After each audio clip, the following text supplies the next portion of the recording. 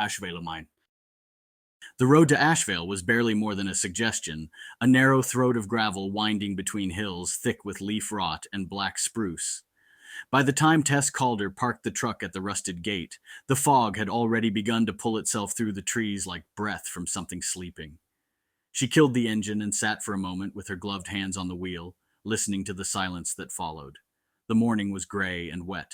Every sound, her coat creaking, the tick of the cooling hood, felt amplified in the stillness.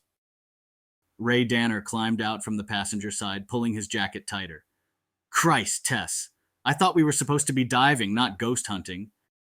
She gave a short grin, the kind that never quite reached her eyes. You're the one who said you missed the old shafts. This one's perfect. Sealed since the 40s, stable rock and cold water. You can't ask for better. Ray leaned against the bed of the truck, looking through the chain-link gate at the hill where the mine mouth waited, a dark rectangle framed by half-collapsed timbers, its warning signs rotted to ghosts of paint. Stable, he muttered.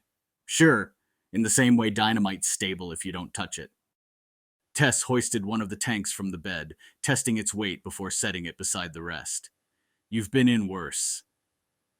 Yeah, when I was 20. You ever think maybe there's a reason this place is sealed?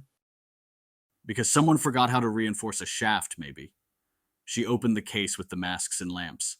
Let's get eyes on it before we start writing ghost stories. The air grew colder as they unpacked.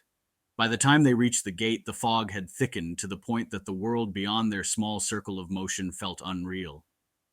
Ray clipped the chain, swung the gate wide, and they began the short hike up the slope. Packs heavy, boots sliding in the mud, the hum of insects replaced by the hush of dripping trees. When the black mouth of the mine came into view, it was like a wound cut into the earth. The wooden braces were wet and black with mold. Inside, water glimmered faintly against stone. Ray stood at the edge of the darkness, his breath visible. You smell that? Sulfur, Tess said. Old veins and bad air. Pretty standard. No, there's something else. Like, he frowned, searching, like a carcass.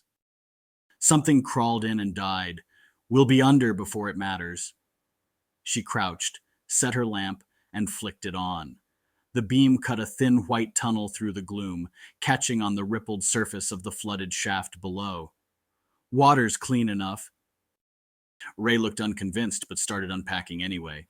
They worked in practiced silence, checking valves, gauges, harnesses, masks. The faint hiss of air filled the space. Their lamps threw twin circles against the black water.